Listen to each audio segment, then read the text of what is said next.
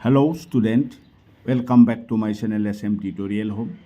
মৰমৰ ছাত্ৰ ছাত্ৰীসকল, মই তোমালোকক আমাৰ ছ'চিয়েল ছায়েন্সৰ পলিটিকেল ছায়েন্স আৰু ইকনমিক্স পাৰ্টৰ পৰা মাত্ৰ 50টা মোষ্ট ইম্পৰ্টেণ্ট খুব দৰকাৰী MCQ দিবলৈ ওলাইছোঁ।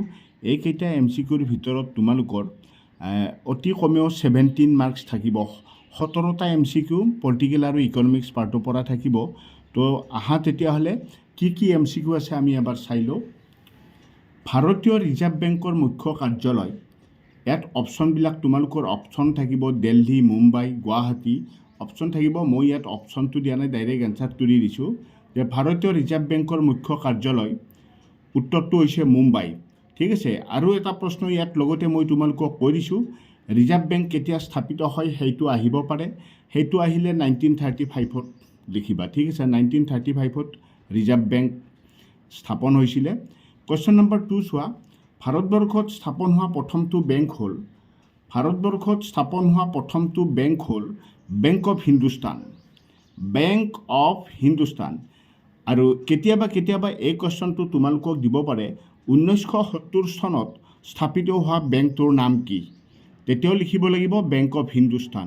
তো 1970ত স্থাপিত হৈছিলে ভাৰতবৰ্ষত স্থাপন হোৱা প্ৰথমটো বেংক অফ হিন্দুস্তান। ঠিক আছে। কুৱেশ্যন নম্বৰ 3 চোৱা, কোন চনত ভাৰতৰ 19টা বাণিজ্যিক বেংক ৰাষ্ট্ৰীয়কৰণ কৰা হৈছিল? উত্তৰটো হৈছে 18 জুলাই 1969। নীতি আয়োগৰ সম্পূৰ্ণ ৰূপটো হ'ল ঠিক আছে। তাৰপিছত নেক্সটটো চোৱা, নীতি আয়োগৰ পুৰণি নাম কি? প্লেনিং কমিশ্যন, পৰিকল্পনা আয়োগ। আকৌ পৰিকল্পনা আয়োগ কেতিয়া গঠন হৈছিল? সেইটো গঠন হৈছিল 1950 চনত। সেইটো কেতিয়াবা সুধিব পাৰে, তো সেইকাৰণে এইটো মই চনটো তোমালোকক দি দিছোঁ। ৰাষ্ট্ৰসংঘৰ প্ৰথম সচিব প্ৰধান কোন আছিল?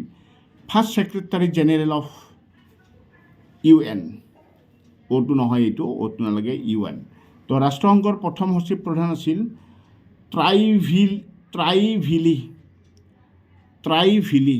ঠিক আছে। নেক্সট মই তোমালোকক নেক্সট পেজত আমি কি চাব লাগিব মই সুন্দৰভাৱে দেখাই গৈছোঁ, তোমালোকে চাই ল'বা। কুৱেশ্যনকেইটা ভালকৈ চাই ল'বা আৰু সুন্দৰকৈ লিখি ল'বা। চাৰ্কৰ সম্পূৰ্ণ নাম 7 নম্বৰ কুৱেশ্যন। তাৰপিছত নম্বৰ 8ত চোৱা, ভাৰতীয় সংবিধানৰ খচৰা কমিটিৰ লগত জড়িত নোহোৱা ব্যক্তিজন হ'ল। এনেকুৱা কুৱেশ্যন দিলে তোমালোকে এটা কাম কৰিবা, এনেকুৱা কুৱেশ্যনত তোমালোকে এই তালিকাত থকা আমাৰ যেকেইটা ব্যক্তি আছিলে খচৰা কমিটিৰ সদস্য কেইজনৰ নাম জানিলে হ'ল। ঠিক আছে।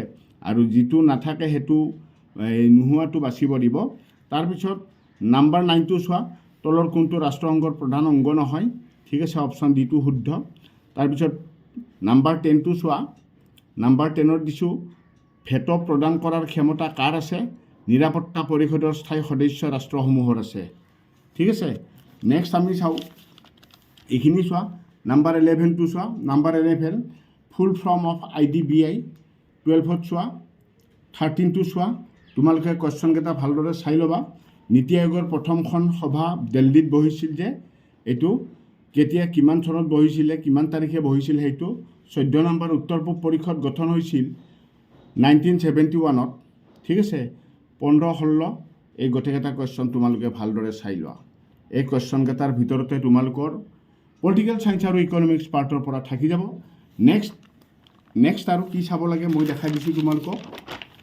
নেক্সট তোমালোকে আহা কুৱেশ্যন নম্বৰ 17।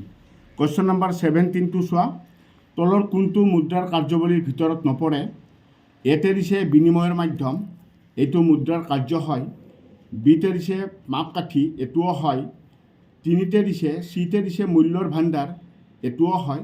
এই ডিটো অপশ্যন ডিটো সাধাৰণ গ্ৰহণযোগ্যতা, এইটো মুদ্ৰাৰ কাৰ্যাৱলীৰ ভিতৰত আমাৰ নপৰে। তো গতিকে এইটো শুদ্ধ উত্তৰ হ'ব। তাৰপিছত নম্বৰ 18টো চোৱা, নম্বৰ 18টো তোমালোকে চাই লোৱা। 19 চোৱা, 20টো চাবা, 22ও চাই ল'বা।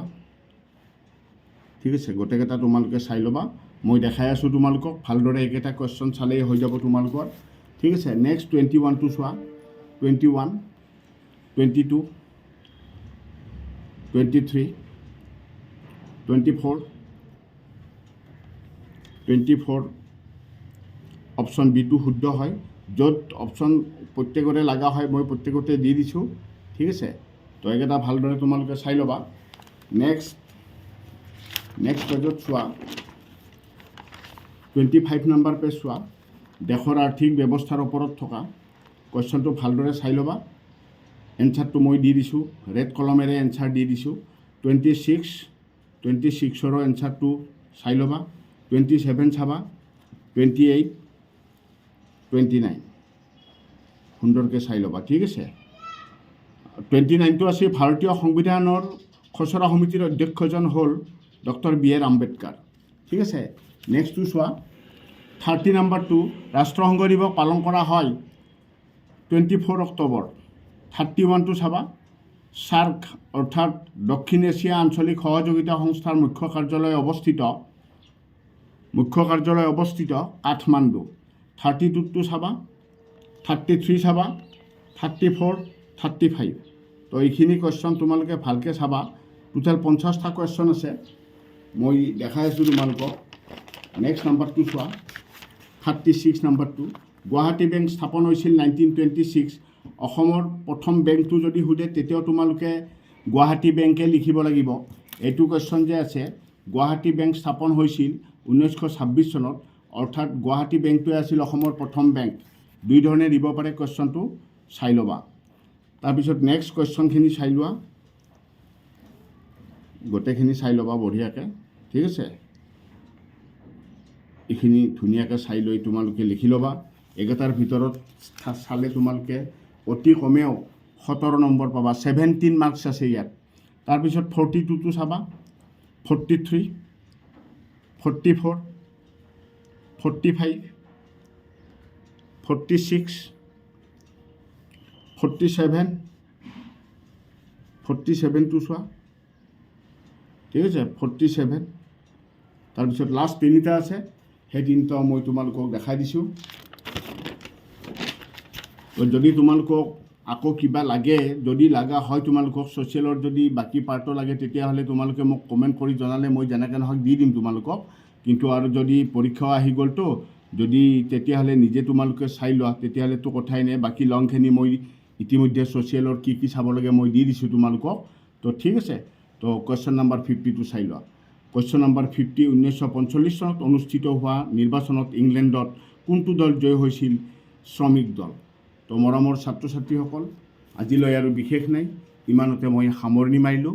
ধন্যবাদ।